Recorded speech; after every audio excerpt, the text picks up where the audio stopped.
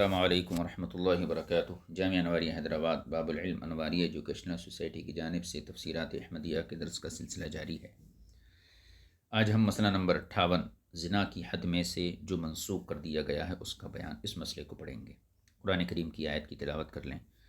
بسم اللہ الرحمن الرحیم۔ واللاتی یأتین الفاحشۃ من نسائکم فاستشہدوا علیہن اربعۃ منکم فَإِن شَهِدُوا فَأَمْسِكُوهُنَّ فِي الْبُيُوتِ حَتَّى يَتَوَفَّاهُنَّ الْمَوْتُ أَوْ يَجْعَلَ اللَّهُ لَهُنَّ سَبِيلًا وَاللَّذَانِ يَأْتِيَانِهَا مِنكُمْ فَآذُوهُمَا فَإِن تَابَا وَأَصْلَحَا فَأَعْرِضُوا عَنْهُمَا إِنَّ اللَّهَ كَانَ تَوَّابًا رَحِيمًا۔ صدق اللہ العظیم۔ یہ ہو گئی آیت، اس کا ترجمہ دیکھ لیجیے۔ واللاتی یأتین الفاحشۃ من نسائکم، اور تمہاری عورتوں میں سے جو عورتیں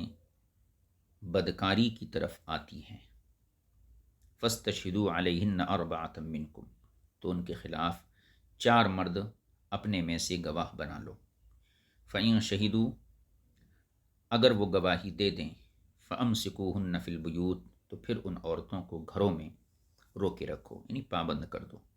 حَتَّى يَتَوَفَّاهُنَّ الْمَوْتُ، یہاں تک کہ موت انہیں آ جائے۔ او یجعل اللہ لہن سبیلا، یا اللہ تعالیٰ ان کے لیے کوئی راستہ نکال دے۔ واللذان یأتیانہا منکم فآذوہما، اور تم میں سے جو 2 مرد بدکاری کو اپناتے ہیں انہیں سزا دو۔ فآذوہما، تو انہیں سزا دو۔ فإن تابا وأصلحا، پھر اگر وہ توبہ کر لیں، وأصلحا، اور اپنی اصلاح کر لیں، فأعرضوا عنہما،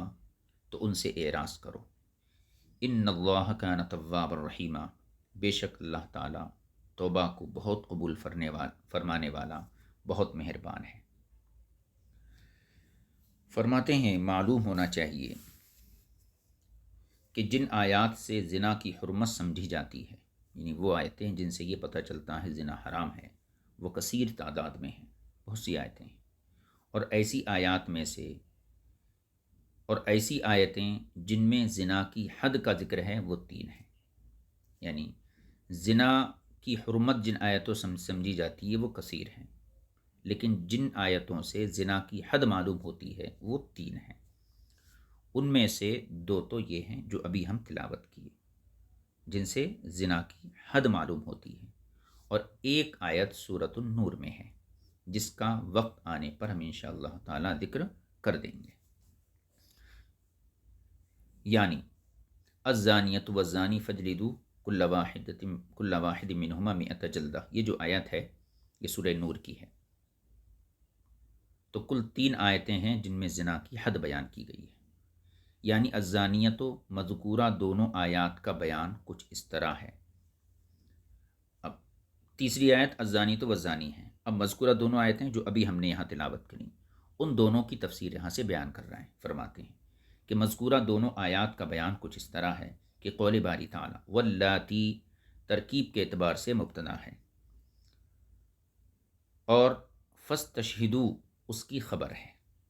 اور الفاحشۃ سے مراد زنا ہے۔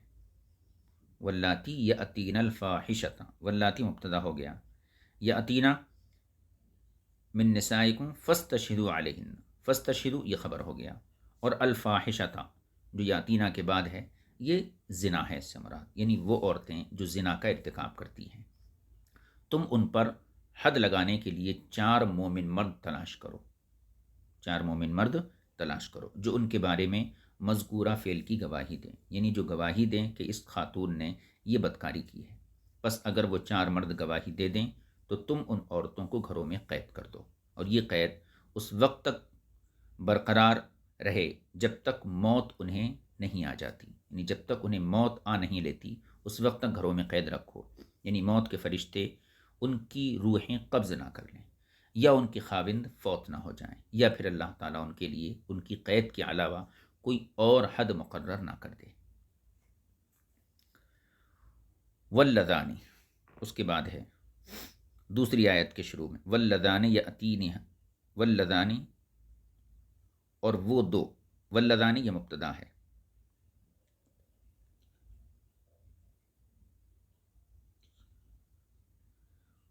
اور فآذوہما اس کی خبر ہے۔ دونوں آیات کا مقصود یہ ہے کہ زانی مرد اور عورت جو تم مسلمانوں میں سے زنا کریں تو تم انہیں ڈانٹ ڈپٹ اور دوسرے طریقوں سے اذیت پہنچاؤ۔ ان سے کہو کیا تمہیں شرم و حیا نہیں آتی؟ کیا تمہیں خدا کا خوف نہیں؟ پھر اگر وہ زنا سے توبہ کر لیں اور اپنی اصلاح کر لیں تو ان سے اعراض کرو، یعنی چشم پوشی کر دو آپ، یعنی ڈانٹ ڈپٹ اور مذمت کرنا اب بند کر دو۔ حضرات مفسرین اکرام نے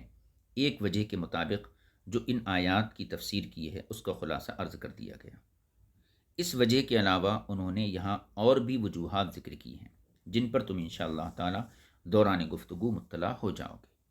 ان حضرات کے اقوال اس بارے میں تذبذب کا شکار ہیں اور ان کے اقدام ڈگمگاتے نظر آ رہے ہیں کہ کیا یہ آیات منسوخ ہیں یا نہیں ہیں۔ امام حسن بصری رضی اللہ تعالی عنہ فرماتے ہیں کہ زنا کے بارے میں سب سے پہلا حکم جو نازل ہوا وہ اذیت دینا تھا، یعنی فآذوہما واللذان یأتیانہا منکم فآذوہما۔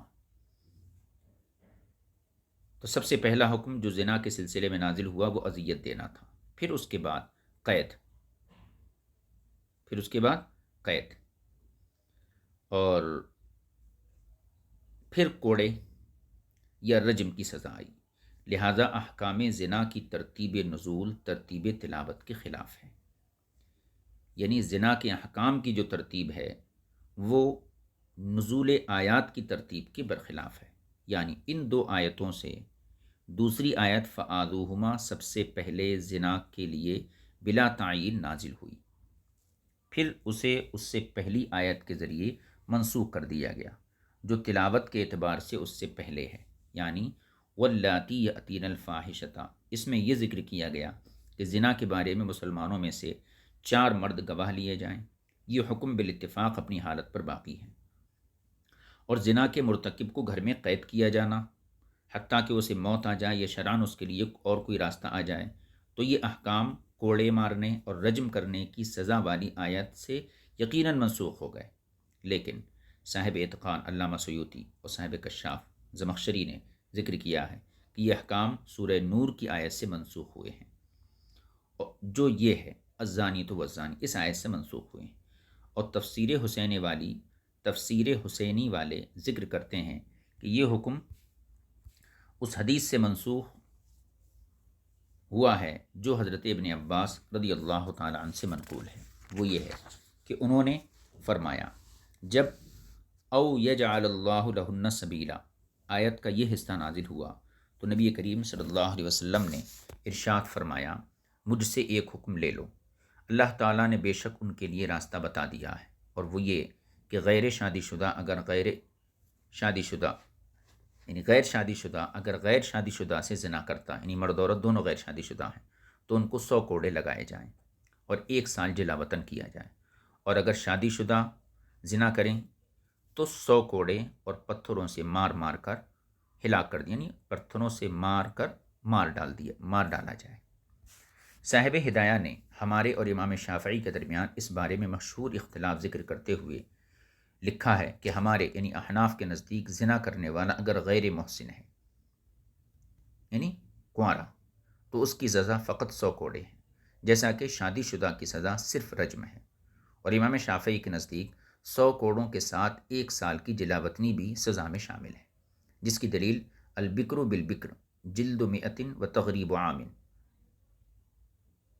یعنی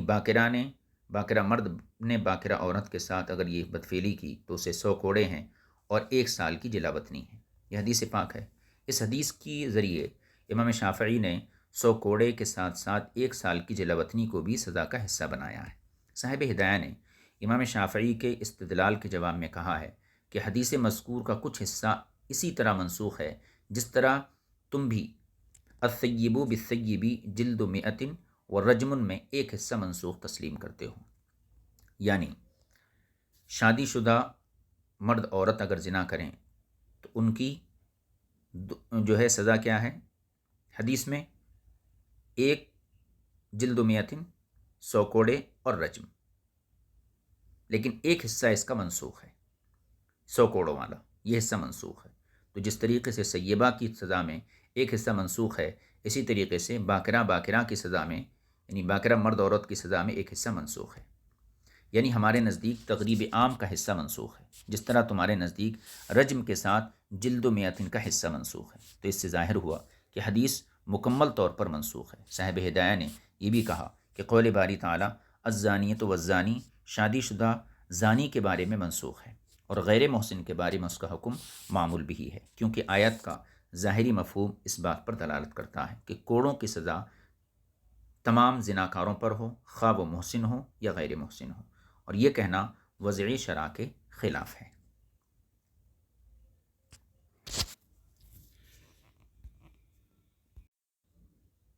ملا جیون فرماتے ہیں، جب آپ نے بزرگوں کے خیالات اور اختلافات پڑھ لیے تو اب میں اللہ کی توفیق سے کچھ اپنی طرف سے عرض کرتا ہوں۔ وہ یہ ہے کہ آیت مذکورہ کے بارے میں منسوخ ہونے کا دعویٰ ناقابل تسلیم ہے، اس لیے کہ یہ ظاہر ہے کہ حرف او عاطفہ کا مدخول حتیٰ کے تحت داخل ہے، یعنی حرف او جو عاطفہ ہے اس کا مدخول حتیٰ کے تحت داخل ہے، یا وہ او الا ان یا الا ان کے معنی میں ہے۔ بالجملہ اللہ تعالیٰ نے قید کرنے کے حکم کو جب کسی اور راستے کے آ جانے سے موقت یعنی پابند کیا تو حضور سرور کائنات صلی اللہ علیہ وسلم کا ارشاد گرامی البکر بالبکری، اور اسی طرح اللہ تعالیٰ کا قول الزانی تو والزانی،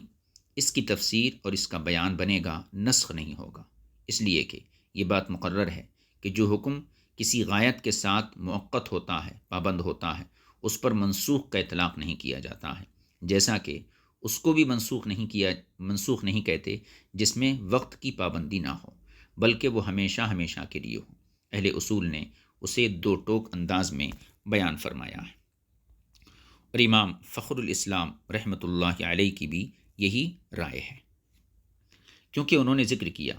کہ جن لوگوں نے کتاب اللہ کا سنت سے نسخ جائز کہا، انہوں نے اپنے اس دعوے کی دلیل میں یہ بھی کہا ہے کہ اللہ تعالیٰ کا قول فَأَمْسِكُوهُنَّ فِي الْبُيُوتِ یہ منسوخ ہے،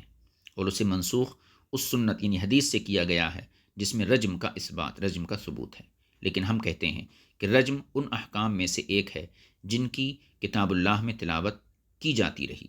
یا ہم یہ کہتے ہیں کہ یجعل اللہ لہن سبیلا مجمل تھا، جس کی سنت نے تفسیر کی ہے، اسے سنت نے منسوخ نہیں کیا ہے۔ ھذا معافی، یہ وہ کلام تھا جو اس میں تھا۔ ہاں، اگر یہ کہا جائے کہ سبیل کا معنی نکاح ہے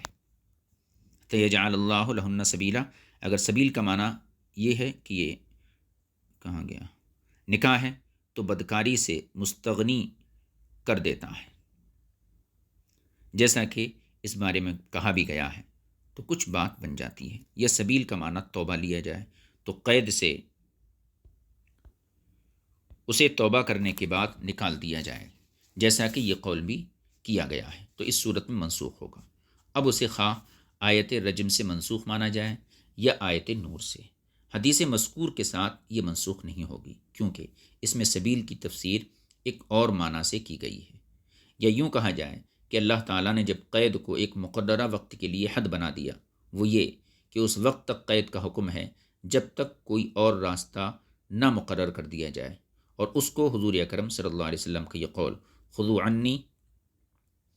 عنی قد جعل اللہ لہن سبیلا البکر بالبکر جلد مئۃ وتغریب عام والثیب بالثیب جلد مئۃ ورجم بالحجارہ، اس کے بیان کے طور پر اسے لاحق ہوا، اور اس حدیث پر ایک عرصے کے لیے عمل مشروع رہا، پھر اسے فقط جلد یعنی کوڑوں یا فقط رجم کی سزا سے منسوخ کر دیا گیا۔ جلد کی سزا یعنی کہنا چاہیے کوڑے مارنے کی سزا کا حکم سورہ نور کی آیت میں ان الفاظ کے ساتھ ہے الزانی تو والزانی، اور رجم کا حکم حدیث ماعز رضی اللہ تعالیٰ عنہ میں ہے، اور یہ آیت نازل ہوئی تھی جس کی تلاوت منسوخ ہوئی اور حکم باقی ہے، یعنی الشیخ والشیخوخۃ اذا زنیا فرجموہما نکالا من اللہ واللہ عزیز حکیم۔ یہ آیت تو اب منسوخ ہے، یعنی تلاوت منسوخ ہے، لیکن اس کا حکم ابھی بھی باقی ہے۔ تو اس صورت میں اگرچہ صاحب تفسیر حسینی کی رائے کے مطابق آیت مذکور کا حدیث کے ساتھ نسخ صحیح نہیں، لیکن سورہ نور کی آیت سے اس کا نسخ تو صحیح ہوگا، جیسا کہ صاحب اتقان اور صاحب کشاف کی رائے ہے۔ یہ نسخ اس وجہ سے نہیں ہوگا کہ آیت اس کے ساتھ حقیقتاً منسوخ ہوئی، بلکہ اس طرح کہ درمیان میں ایک واسطے سے نسخ آیا،